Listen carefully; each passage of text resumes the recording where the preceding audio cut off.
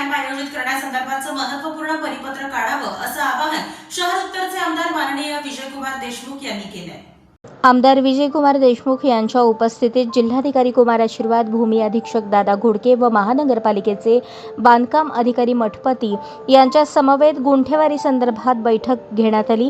मुंबई येथे महसूल मंत्री चंद्रशेखर बावनकुळे यांच्या दालनात गुंठेवारी संदर्भात बैठक घेण्यात आली होती।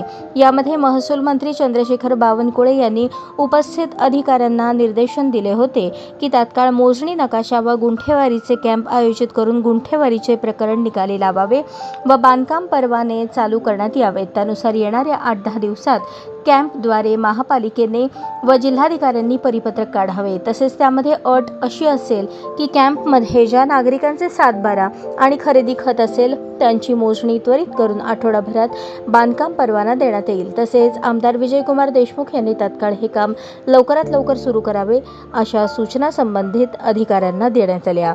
यावेळी माजी सभागृह नेते शिवानंद पाटील, चेतन पाटील तसेच संबंधित अधिकारी उपस्थित होते।